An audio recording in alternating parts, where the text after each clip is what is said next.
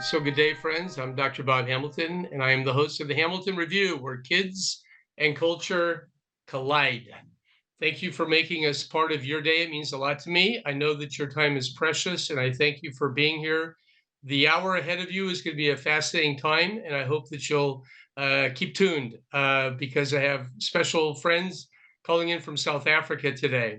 If you like what you hear, by the way, pass it on to your friends. We're trying to build an audience for this podcast because the people we bring to you every week are great people, and today is certainly no exception. So, with that being said, we will move on, and it is a pleasure to introduce to my listeners today Rehgert and Vanessa van Zyl. They live in Jeffreys Bay, South Africa, and Rehgert is also known as Red, and I will probably refer to him as Red today.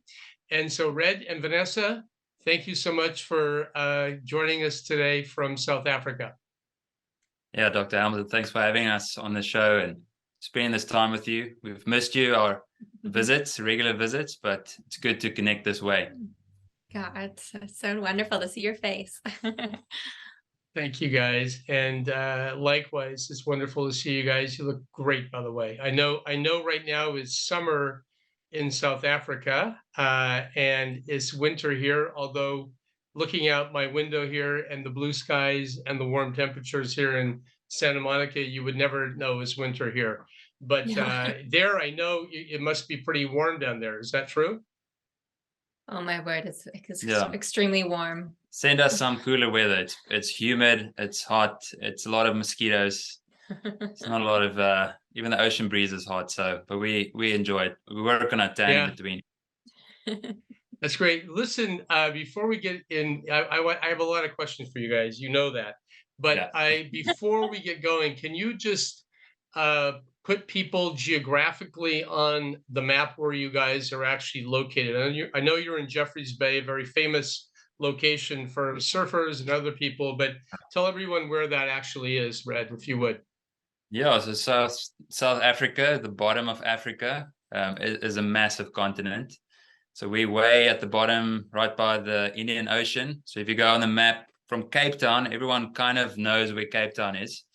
It's a straight 8-9 hour drive to the east along the coastline. And then you'll get a little surf town called Jeffreys Bay. A lot of fishermen, calamari industry, surfers, tourism, and retirees. And you're not one of those retirees yet, are you? No. Luckily not. Very far, never. So how many people live in Jeffreys Bay? Gosh, it's probably 30 to 40,000 people. Oh, okay. Yeah, so it really is a relatively small community out there. Yeah. You probably know a large number of them. You've been there for a long time now, right?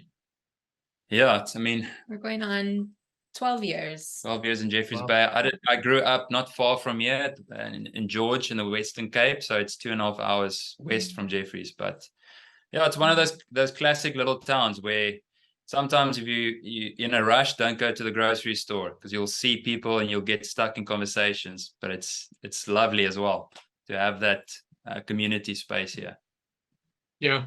No, I think I have promised in the past to come down there and visit you guys, and just having this conversation right now reminds me of that promise. So someday, you guys, my lovely wife Leslie and I hopefully will make it down to Jeffreys Bay and enjoying the delight of that community. So let me, in introducing you guys, let me say a little bit of background. So I want everyone to know that I have known Vanessa's family for a long time, many years. Vanessa's father, Dr. George Gonzalez, is a family practitioner in the Fresno area.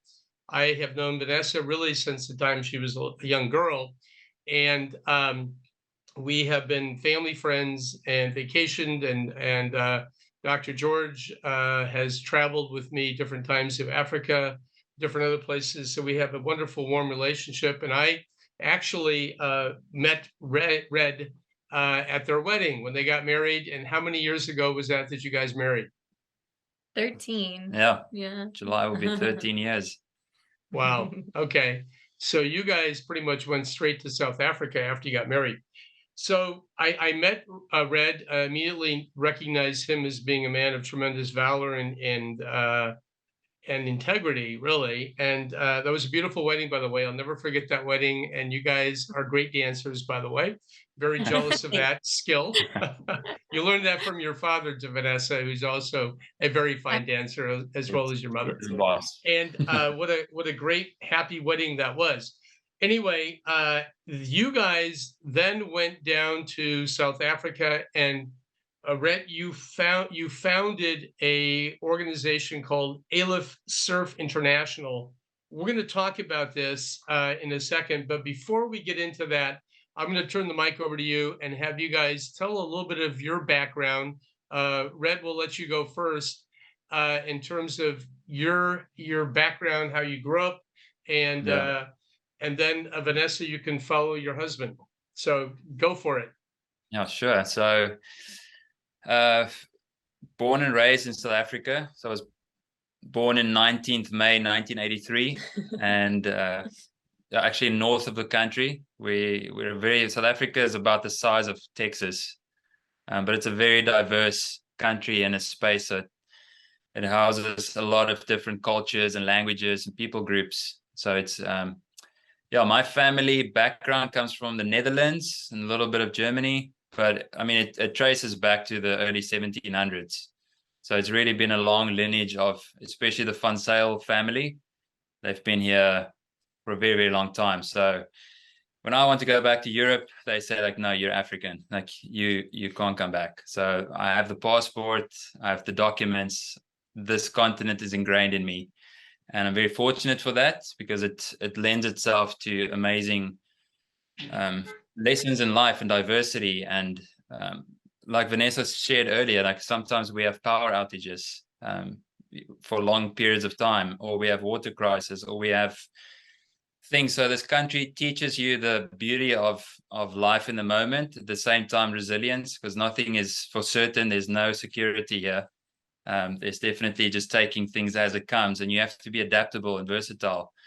So my family has taught me all those things. They've really been involved with a lot of different outreaches and ministry with different people groups. And yeah, I was very fortunate to have that.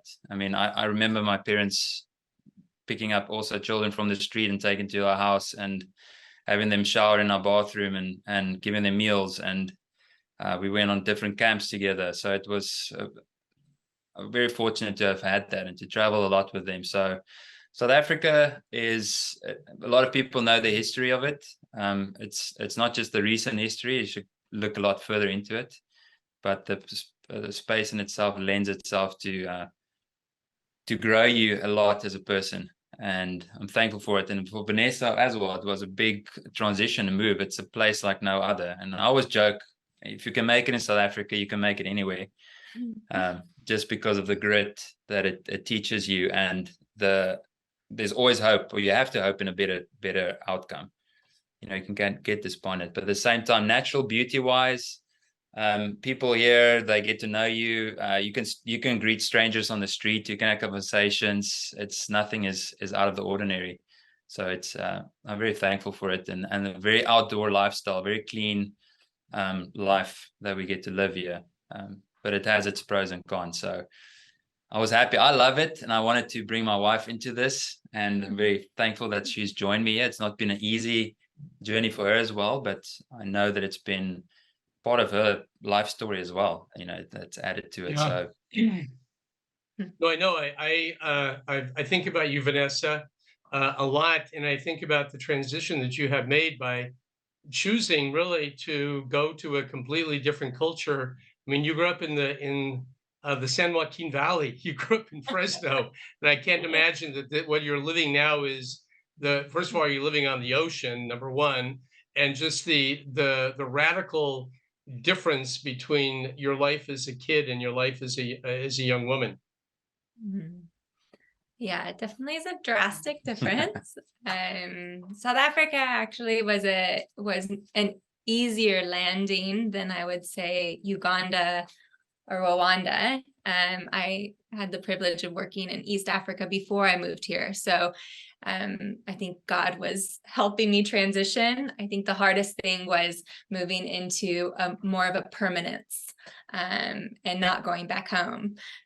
So, you know, with marriage comes a commitment, and so you there's no looking back. And so I think that was different than my 3.5 years prior to living in Africa. So I think that's what made it difficult. But I always had a heart to work in Central or South America, and I never thought I would come to Africa. And here I am living in Africa. My dad, as I shared a little bit in the intro, that he used to take us to Central and South America all the time, and we set up clinics and served hundreds, thousands of people that were just in need of medical care, and growing up just always wanting to, with a conviction, to help those that had less than me. So that took me on the journey I am in, that got me here to South Africa.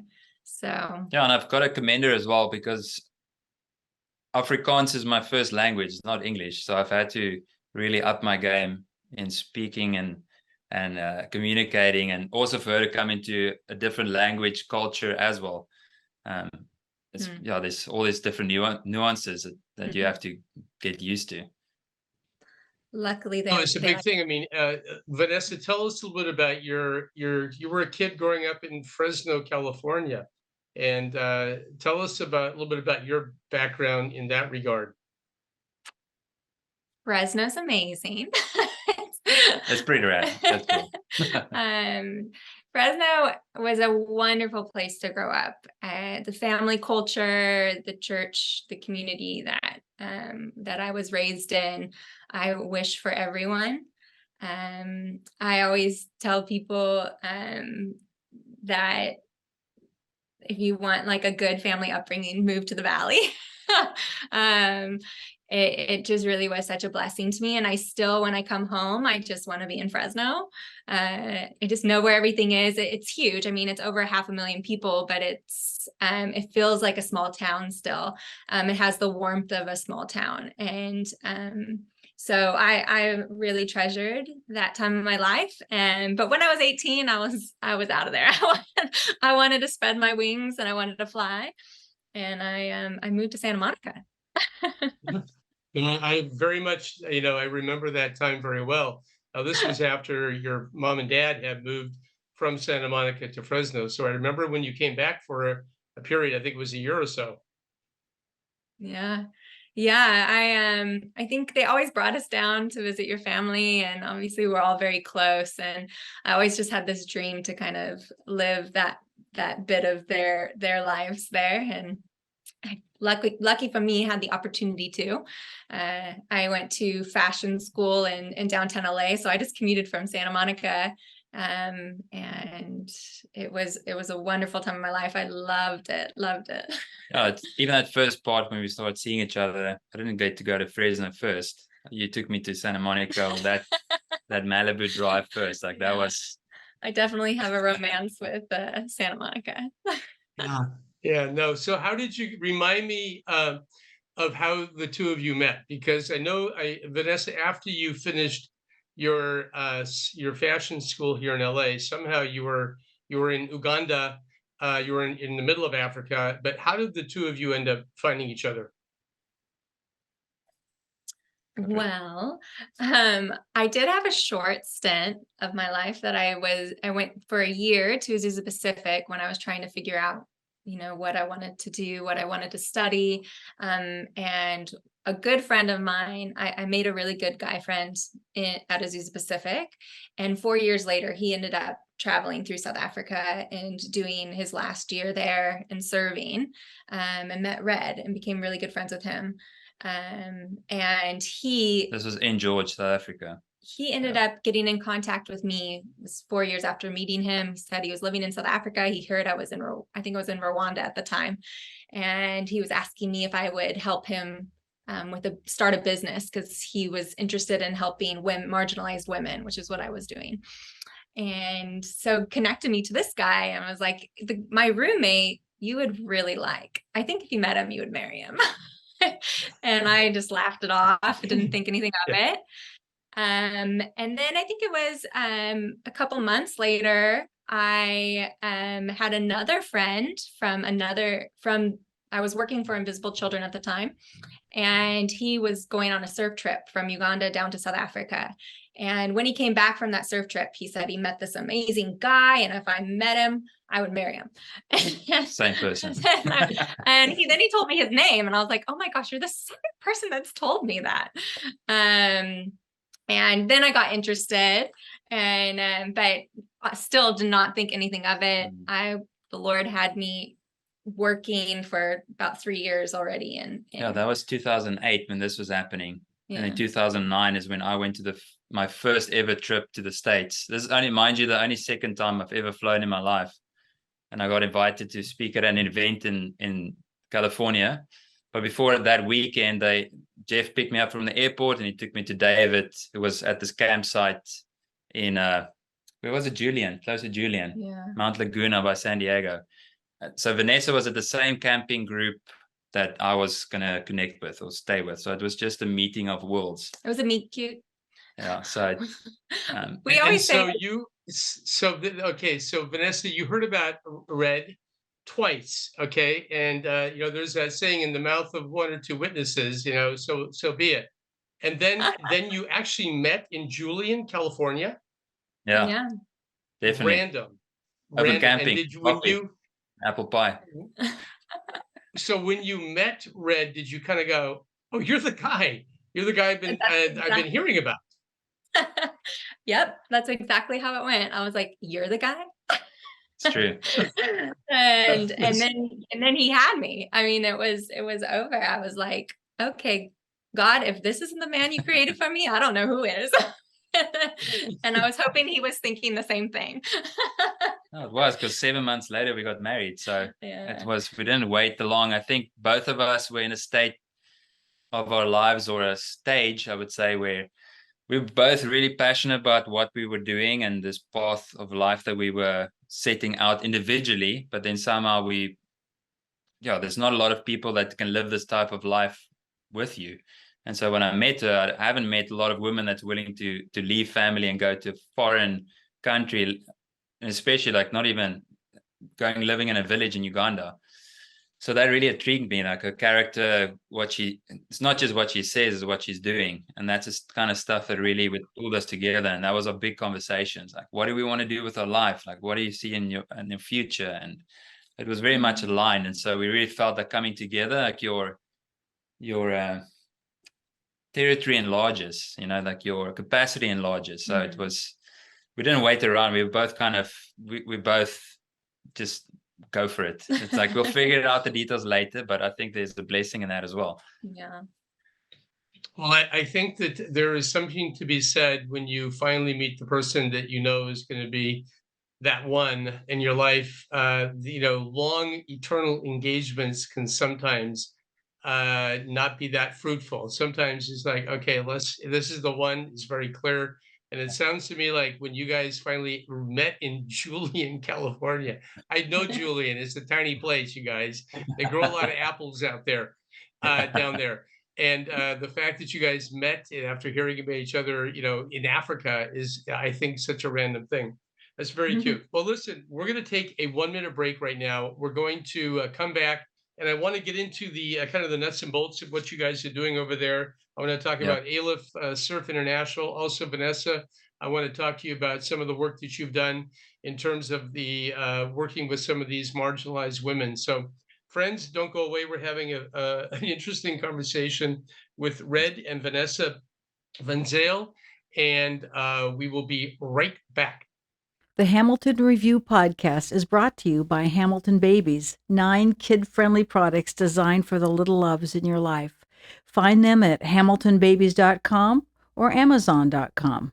Also consider Dr. Hamilton's recently published book, 7 Secrets of the Newborn, available at Barnes & Noble, your local independent bookstore, and amazon.com. So friends, welcome back to the Hamilton Review. We're continuing our conversation with Rehgert and Vanessa van Zyl. And Rhett, I'm going to turn the mic over to you, and I want to hear about your establishment of this surf ministry, really, which you're calling Aleph. Aleph Surf. Aleph is spelled A-L-E-P-H, by the way, friends. Surf International. And tell us a little bit about it. Tell us the purpose of it, and a little bit of, maybe a story or two about how you've been able to really impact the lives of a lot of young boys and girls there in South Africa. Yeah, there's a lot in this, because it's been 15 years journey for myself in really this work and calling that I've been able to live out. And it started really, I think, for myself, learning to surf when I was 13 years old. It was definitely a big formative years for me, and a big part of my life. And then the other part is growing up in a household where my parents are also believers, so they've really shown me life through God's word and the reality of that. And I've had to figure that out myself. But really, that was a big drive. I always had this desire to work with people. I think that's probably it's the most important space to be in, just because we as human beings are so complex, but we're not just here as matter. We actually have far greater purpose. So I think I started working into social sciences after school, and I went to study anthropology, sociology, kind of finding my way. But really, I wanted to go down sociology. And after university, I started with a job with the Dutch NGO, working with kids on the streets. I think just to understand the context of why I started this organization with Aleph, it's just working with kids on the streets, and my role was to find out where they're from and why they're on the streets, and just to be building relationships so that we could rehabilitate them. And the more that I worked into that space, you just see how hard it is to rehabilitate these youth. And it was really something that I struggled with. Like, why do we have to wait for the problems to arise before we do something? And I thought about more doing a proactive stance, especially in the communities where these social issues are rampant and kids are running away from.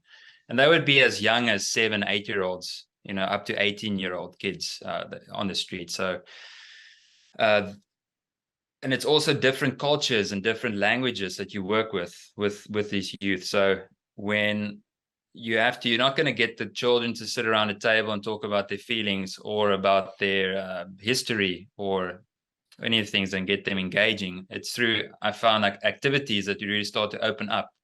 And with the activities that you start to build some rapport with each other.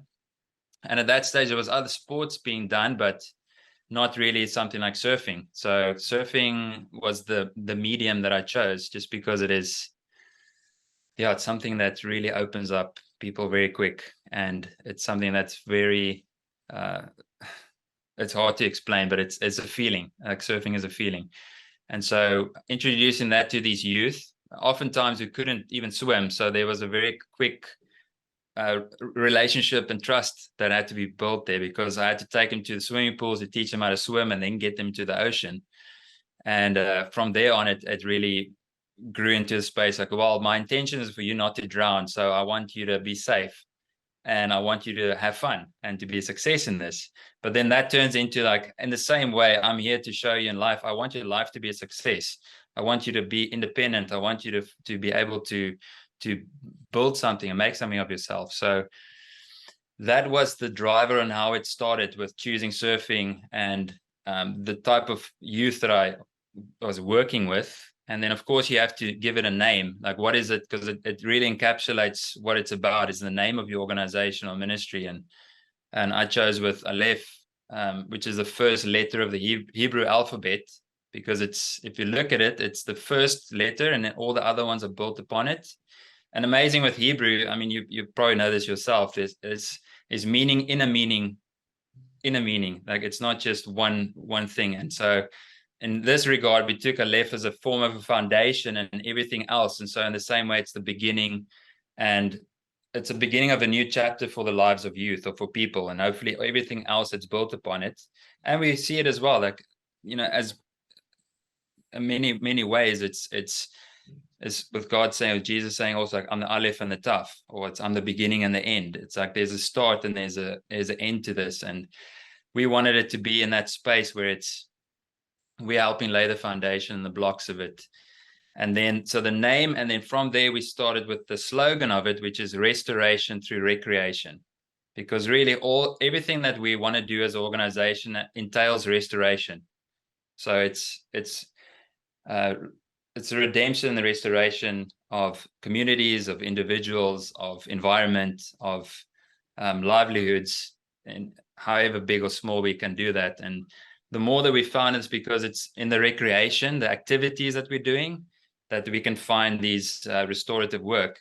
And it was amazing because I read this book of this couple who walked the Israel Trail. This is years after I've coined the slogan, restoration through recreation.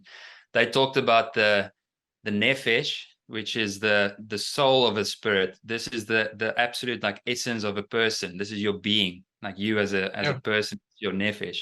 And in the same way, the same verb is, or the same root is nofesh, which means like a vacation or taking rest or having a break or doing something that's a fun activity. So it's the same root, and it's almost in that it's restorative, and the idea of doing an activity that gives you this space to have this creative self-discovery, that you can find out, who am I? Like, what am I really about? It's something that's not to do with your work or the laboring, but actually outside of that. And it's been a very cool process to see how surfing has been able to be also accepted more mainstream in different therapeutic ways, and with different ways to engage different cultures and community building. And so that's why we put Aleph Surf International, because it really was founded out of the ocean and surfing, but it's not, surfing is not the goal. It's just a thing that we do. It's our therapy and it's our teaching tool that we use. Yeah, I can, I love that. First of all, I love the fact that your whole purpose is restoration. That I will tell you that this is a God thing. I mean, from the very beginning, the Lord has always, the God of Abraham, Isaac, and Jacob, has always been reaching out his hand to restore his people. The people, his people are us as well, the Gentiles, and this is something that is very much the theme of the Bible, if I had to say it that way. Yeah. But what you're doing is you're doing a very practical thing. And there's no question that when you recreate, when you are out there playing a game or whatever, you kind of lose yourself in that. And I think you let down some barriers that may would be very much evident if you were in a classroom kind of situation or a different kind of environment. When you're out in the wild, you're engaging yourself in something potentially dangerous, number one, but number two, you're also away from all of the hassles of life, and I'm sure that's part of that letting down of the barriers that allow you to really communicate in an effective way. Yeah, there's so many amazing examples of this, and one of the stuff that really found to me is like when you step into the ocean, because it is this space that is unfamiliar. We don't fit in there really. Like we're not a fish, we're not a sea creature, like we're a land dweller. And then when we step into this body of water, and it's a very ancient space that we're walking into. It's been there for millennia, and it's full of life, from blue whales to phytoplankton to the smallest organisms, and there's movement in this, and it's ever changing. And so when we step into this, it's in a whole nother realm. And so it's not a sport just like any other stationary or static field. It's you step in. So a lot of times surfers also speak of a spiritual experience when they enter into it, or enter into that space, and you feel like there's really something greater than you here. And that's oftentimes when they've done surf therapy on soldiers or people who suffer from PTSD. It's almost like when they start with surf lessons, and when people step into that space, like the ocean is bigger than you. You step into a larger space, and you realize like this is actually bigger than my own problems, like my big negative emotions or my thoughts.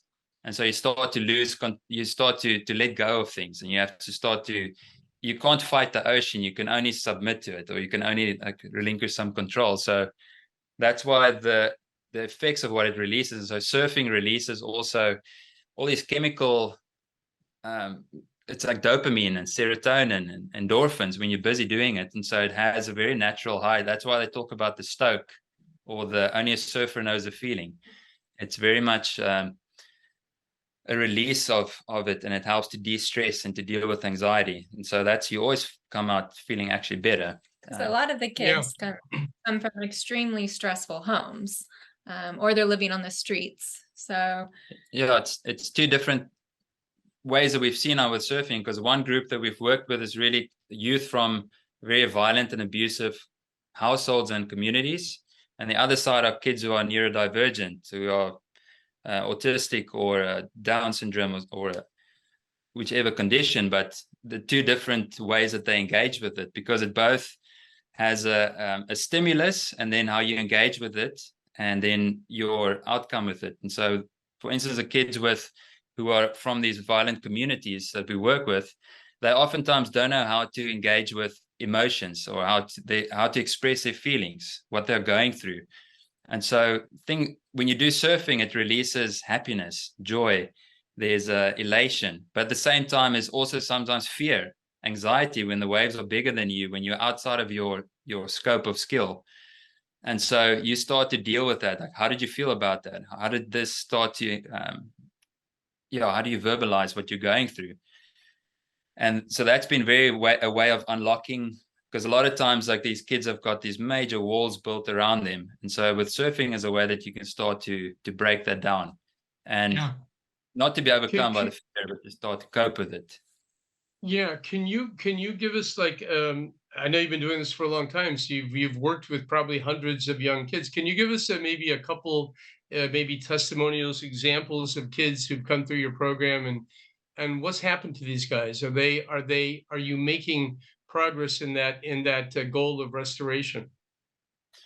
Yeah, it's definitely, when I started with it, I initially had a 3-month orientation or a 3-month program, and then it turned into almost like walking a journey with kids from when they were 12 years old till they finished and graduated university.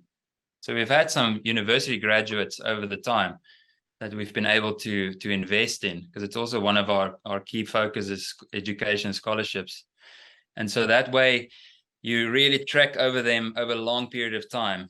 And there's one individual, for instance, Jamil, like, we've met him when he was 12 years old. He came to our clubhouse, and he had some behavioral problems, like struggling in school, dyslexia, outbursts of anger, not knowing how to deal with his emotions, would storm out, all of these things. But he was very willing and he loved Aleph. Like, he's like, it's a family to me. It's a space where I wanted to be. And so over all these years, he is now 22, and we've really walked a long journey with him, getting him through different programs, different schools, trying to get him different jobs. And then there's a stage when you have to also let go. Like, you have to let them forge their own future. Like, you can't keep trying to live a life for a person. So it's very much like parenthood. You just, like, you've done what you could and laid the foundation. Now you need to go live.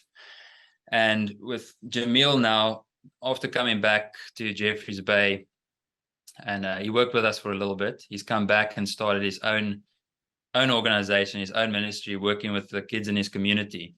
But what's powerful is that he's been through this. He's experienced everything that we've taught, and he's now sharing the same message, the same content, the same heart, the same activities. But the difference that he's from where the other children are from, it's way different than me teaching it to them. It's doing from the inside. And so it's beautiful to see him taking up that responsibility and saying, I want to be part of the change of my own community. I'm not going to wait from someone else to come do it for me. And so him and some of his friends, we all taught them to surf. Like, they rallied around each other, and they're starting to do these outreaches by themselves.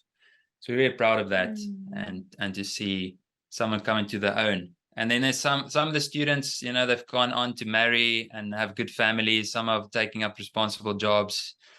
It's been cool to see how everyone, and the amazing thing is that they come back later, either write me a Facebook message or send me a WhatsApp message or something, like, thank you, Rex, for what you have taught us. We didn't realize at the time what it was about. but now we can know, now we can see. And so, and there's sometimes it's 10 years later that we can see the fruit. Well, you're planting seeds in these young people. It takes a while to grow and mature, and I'm sure that is incredibly rewarding when they do come back and say, "Wow, your investment in my life made the difference of who I am today." That's powerful. And Vanessa, I want to leave a moment or two for you too, just in terms of you have been involved in I know you're involved with Red with his ministry, but also you've been doing other things too. So share with everybody some of the things that you've been up to over there. Well, over the past 15 years, I've been working as a fashion designer, creating jobs for marginalized women around Africa, and then just recently in the Middle East. And I shared earlier, I've always just had I've been drawn to women that have been marginalized, that have been left behind, or haven't been given the rights in society. And the Lord has given me so many opportunities to be able to serve them. And the first one was to go out to northern Uganda and work with women that had been abducted into a war and used as sex slaves. And when they would escape from the warlords, they were ostracized from society. And a lot of the aid organizations would gather them and create communities and teach them different types of work. And one of them was sewing and pattern making. And I was offered an opportunity to go out and be a part of this rehabilitation. And through that, it completely changed the trajectory of my life and how I wanted to use my skill in fashion design and pattern making and train women to use it to empower themselves, to restore their dignity and worth, and to remind them that they have a place at the table. So I've been all over East Africa, from Rwanda to Congo, Burundi, and then came down to South Africa and have had the opportunity to do the same thing. A lot of the women in Africa they get the brunt of it all. And they often are the ones holding up the families. And they don't have a lot of opportunities. And we still are in a space in Africa and the Middle East where it's still artisans. They still invest in workmanship, and they still value traditions and culture. And so they want to make their own dresses. They want to make a dress for that event, or they make their uniforms to go to school. So it's a valued skill, being a tailor, and still very much needed. And so I have used it to just re-empower these women and provide opportunities. It's never necessarily been about the product, but about the opportunities that we can give these women to uplift themselves.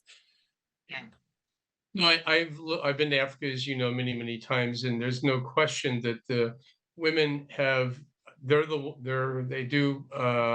the foundation of the families, and they certainly, women in Africa work really hard, and they carry a burden over there, which I think would be shocking to many Western women, and you know that, Vanessa, because you've been there now for many years and working. So I applaud what you've done. That work continues now, or where are you at with that right now there in Jeffreys Bay? Yeah, I still offer skills training workshops here around South Africa. And then I've been working recently in Jordan, in northern Jordan on the Syrian border with the refugee community of Syrian refugees. And that has been amazing because Syria didn't educate their women. They were just supposed to be in the home, stay in the home, and raise the children and feed everyone.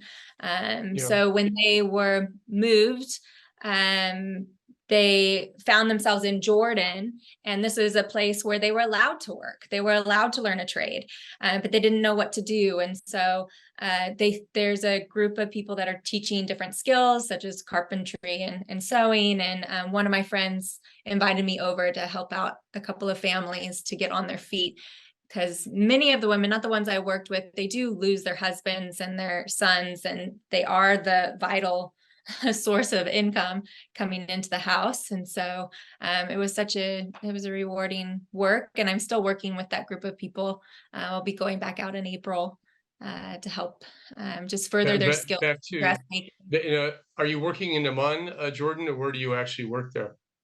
In Malfrock. It's pretty close to the Syrian border. I think it's 20 kilometers from the Syrian border. Wow.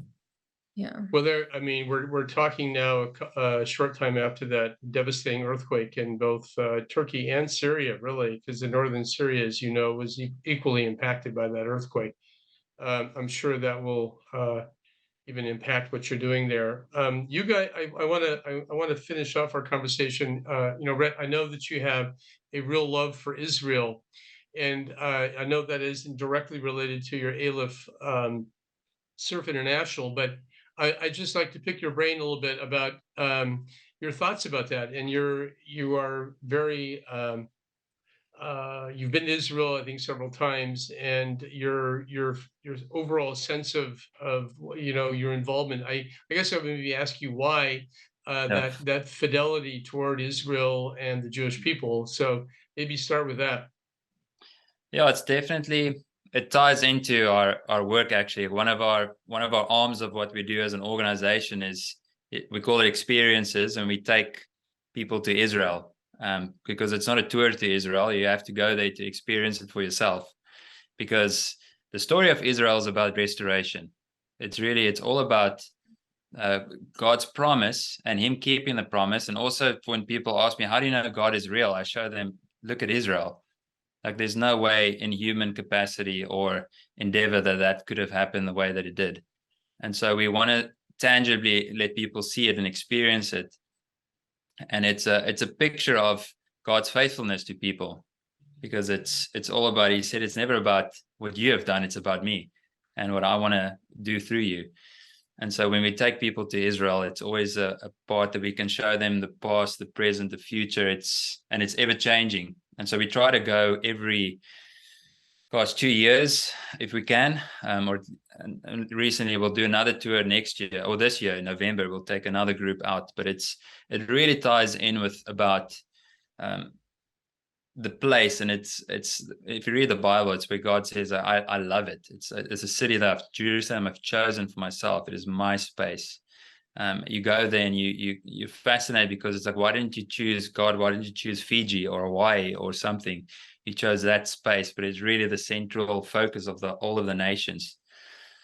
And you can't look at the country through just our modern day sense or a Western perspective. You have to understand it biblically and out of the cultural context and tribally, and to understand its role and its purpose, because you're going to get stuck in all of the politics and the human energy, I would say, in it. And it's God's story. Israel's about God's story. And when we go visit our friends in Israel, because it's also long-term relationships, we like to remind them of who they are and their importance and their special. A lot of my Jewish friends like, yeah, can't, we pretty tired of being called or be chosen. God can choose someone else for a bit. But it's like, hey, you should wear as a badge of honor. It's an amazing thing to have. And so it's, for me, on a personal level as well, it's the land is connected with the Jewish people, so you can't separate it. It's the same for me as Afrikaans person.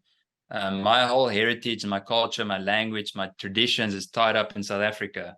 If I go live somewhere else, I'm a stranger, I'm a foreigner, I'm misunderstood. Here I can be completely myself.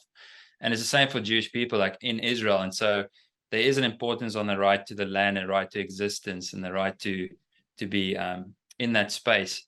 And we want to tell people, because there's so much misunderstanding and so much false propaganda and false information out there, and people don't understand history, context, especially we're late 30s. When we speak to our peers about these things, there's very little understanding, especially in the Christian community as well. Very little to zero understanding. And so we really want to advocate for the importance. It's not a stop in the story, it's a continuation. So true. I have to say my time in Israel, I love Israel. I particularly love Jerusalem. And we have gone on vacations where we just stay in Jerusalem and just walk through the old city. And there's something about the air, the atmosphere of that city, which is, you feel that sense of holiness. There's no question about it. And profound depth of God being there in that place. So I it's very encouraging to actually hear your veneration for the land of Israel, and also the right of the Jewish people to be there, because there's a lot of voices out there in this world who would say the very opposite, that they don't have that right. But in fact, you feel it, it when you get there. I can tell you that. Well, listen, we could talk a long time, and I wish I could talk more, but we're going to end it here. I want to let you guys tell everyone, how can people find you? You could head over to our website at alephsurf.org, and you can check out more about what we do, who we are, and even send us an email and say hi.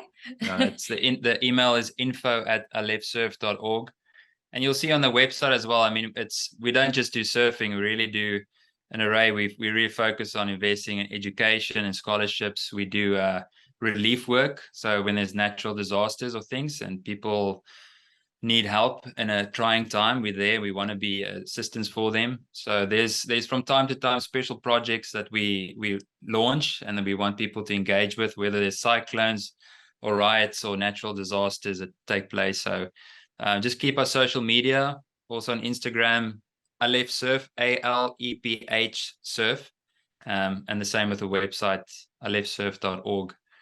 And like Vanessa said, just shoot us an email or a message. Or join us on a tour. We're going to Israel with us. October 31 to November 10th. It's also on the website. You can see more information about that. Great. Okay, well, listen, you guys are a delight. Thank you for taking the time to spend with me and my listeners. It's really a joy. I wish you the very best. God bless you over there in Jeffreys Bay, South Africa. And friends, those listening, thank you for spending this time with us. We appreciate it. And until next time, be well. Take care. Bye-bye. You have been listening to the Hamilton Review, where kids and culture collide. Thank you for allowing us to be a part of your day. Tune in again next week on Apple Podcast. Rate and comment and tell a friend.